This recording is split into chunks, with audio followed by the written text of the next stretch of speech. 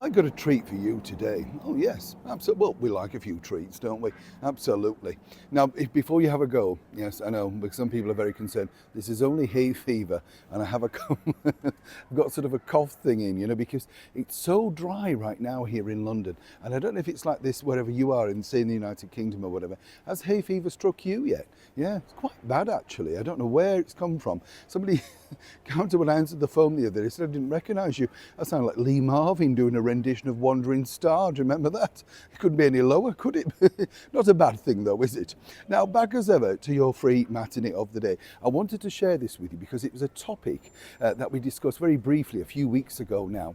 And it was all about really how, there's certain things, aren't there, that just really resonate with the public. And this particular programme certainly resonated with the public for over 20 years.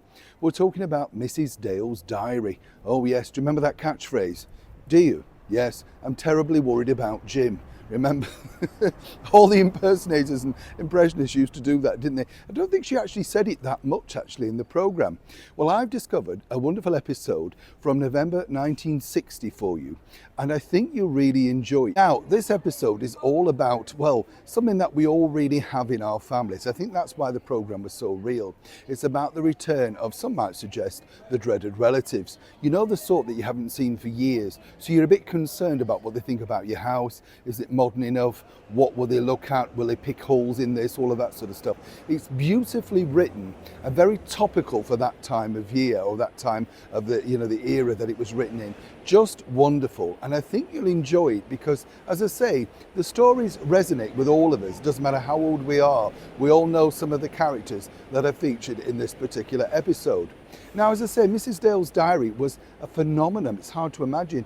All senior members at the period of the royal family used to stop and listen to that. We know Camilla loves the Archers. Well, Mrs. Dale's Diary to the Queen Mother was that. She loved it. Absolutely would not miss an episode. I know, incredible to think when you look at it like that. So do sit back, as I often say, relax. And on this particular occasion, you could do something else, you see, simply because it's not really just about, you sitting down or watching a movie.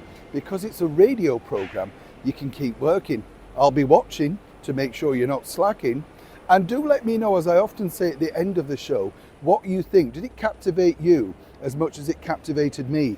And did it take you back to a time that we truly all miss? Dale's Diary started in 1948 and sadly came off towards the end of the 1960s. Apparently it was seen as a little bit too old-fashioned and not in keeping with the times. In fact, they changed the name of just to the Dales rather than Mrs. Dale's Diary in the 60s to try and make it more hip and swinging. So you see, all of this wokery nonsense, there's nothing new. They even tried it with the BBC back then ruined the programme, and then it came off. Apparently the Queen Mother even sent in a note basically saying, please don't finish it.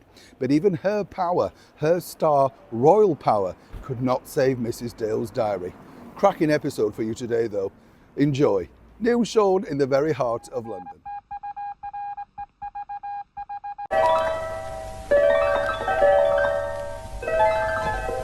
I've just been listening to the reports of Senator Kennedy's election as President of the United States. We've got particular interest in transatlantic affairs at the moment.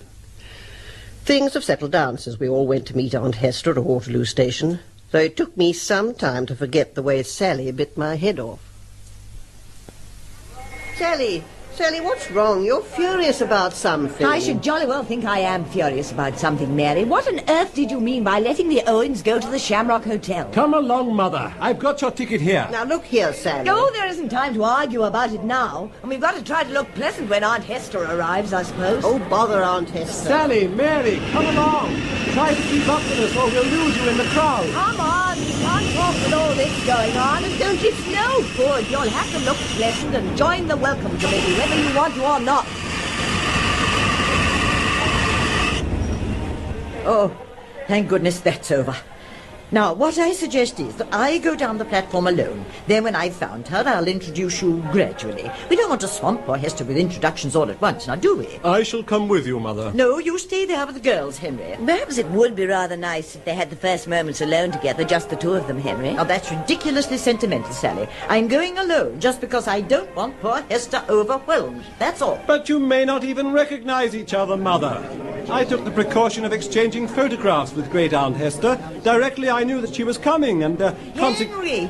Henry, my dear, dear boy. I beg your pardon, madam. Henry, it's me. Oh, come along now. Don't pretend you don't recognize me. Aunt Hester? Well, of course, my dear boy. Who else did you expect? Where's your mother, then? Didn't she come? Oh, yes. She's... Mother! She's heard you, Henry. She's turning round. Now, you must be Mary. I'd have recognized you anywhere. Mother, this is... Henry, if you don't try to concentrate, we'll miss her altogether. Mother, this is Aunt Hester. Good heavens. Good heavens. We'd better move away, hadn't we? We're holding everybody up. I'm Sally, Aunt Hester. Rosemary, after all these years. Mother, aren't you going to say something? Yes, of course.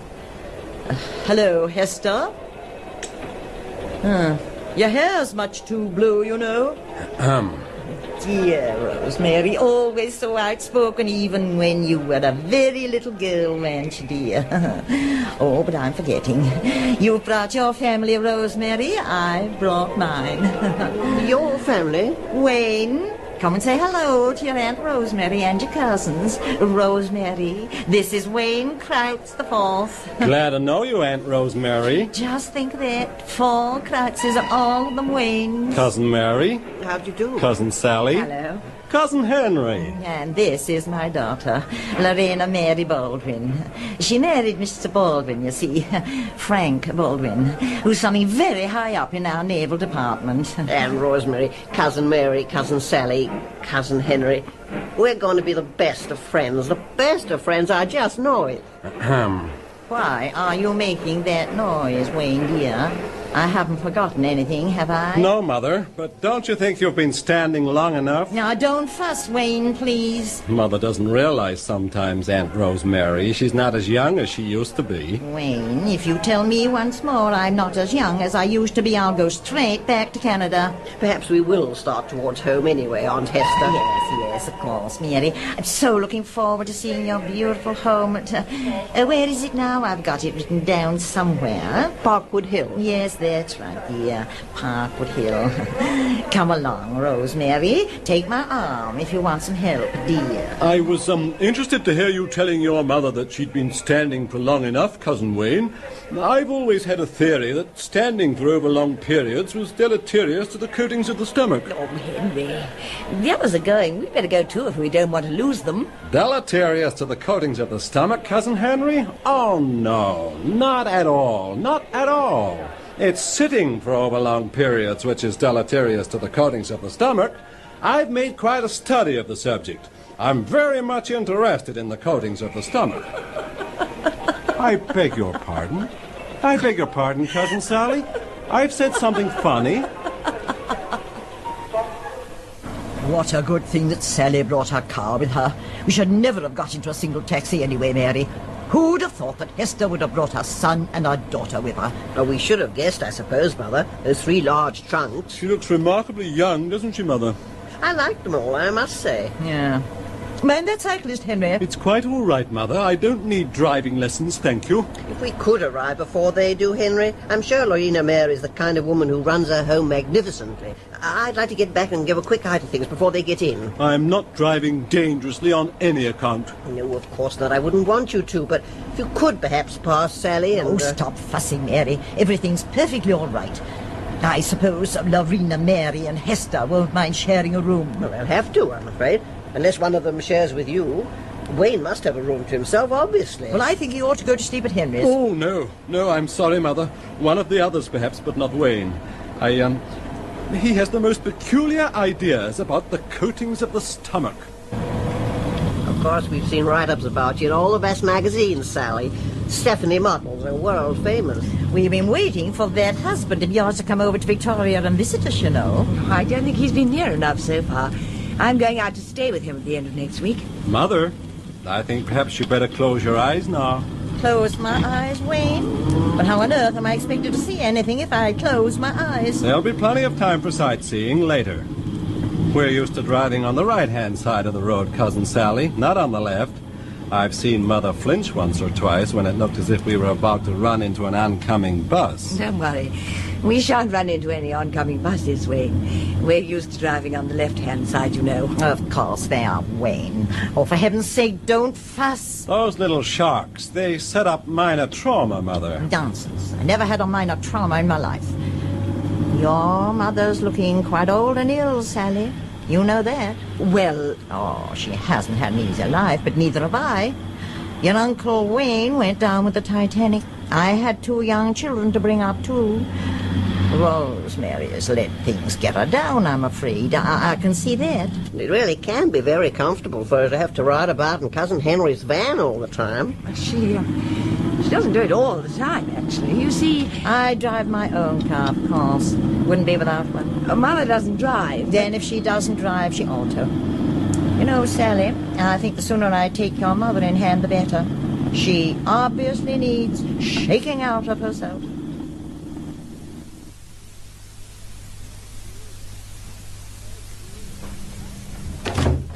Oh, Sorry, Sue, to make you jump. I wasn't expecting you, Dr. Dale. Mrs. Dale didn't think you'd be in this afternoon.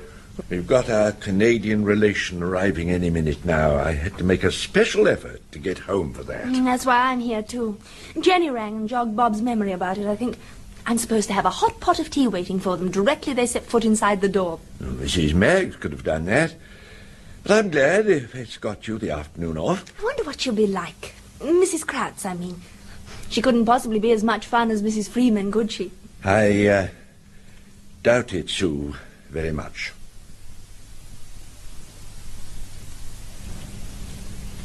Close the door, Wayne. Okay, Mother. And for heaven's sake, keep your voices down, both of you. This looks to be the sort of house where what you say on the top floor can be heard in the basement. I'm sure those walls are paper thin. Oh, Mother, I think it's a lovely house. Ah, just you wait until you've lived in it for a little while. It was to escape from houses just like this that I married your father and went to Canada all those years ago. I'm cold. What's happened to the central heating? Put on an extra cardigan. I have. There isn't any central heating. That's why English women knit. They underheat their houses and then spend every waking hour knitting hideous garments to keep out the cold. I'll have to have a fire in my room tonight. I'll never get to sleep if I don't. And we better all take some anti-cold pills. Mary's a knitter. I remember the type. Hasn't changed in all these years. I nearly died when Aunt Rosemary said how cozy the house felt as we came in. Did you hear her? It struck me like an icebox. Oh, she's used to it, of course. Oh, I wish she hadn't let herself go like she has. She used to be very pretty as a young girl, although you'd never think so to see her now. I gather that young woman downstairs, Sue Douglas, is a boarder. Or maybe Mary finds it a little difficult to make ends meet if she doesn't have someone living here to help out. I wonder. Perhaps it wasn't such a good idea to come after all. Of course it was a good idea to come, Mother. We'd have a wonderful time once we get used to the climate. And if we take our anti-cold pills regularly. No, that isn't what I was thinking about. It seems such a sad thing to see poor Rosemary looking so old, living in such a cold house as this with Mary and her husband, and, they're not the most exciting people ever, are they? Oh, I expect they improve on acquaintance, dear. Well, at least there's one consolation, Mother. Aunt Rosemary wasn't pushed to meet you in a bath chair as you thought she might be, was she? Oh, that's better, Sue. I did feel I must have 5 minutes quiet rest before tea. Oh, I'll go away, Mrs. Freeman. Oh, no, don't do that, my dear. You always make me feel much better whenever I see you. You know, Sue, I suppose I shouldn't say this, but I'm sure I'll feel better when I've got it off my chest. My sister. Well, it was rather a shock when I met her this afternoon. Yes, I suppose it must have been. After all those years. That terrible blue hair.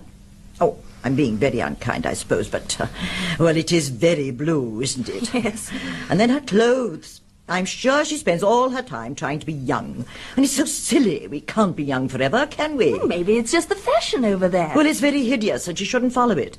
After all, she was born and educated here. She should know what's right and what isn't. Although it's such a long time ago, I suppose she's forgotten, poor thing. Well, I thought she was sweet.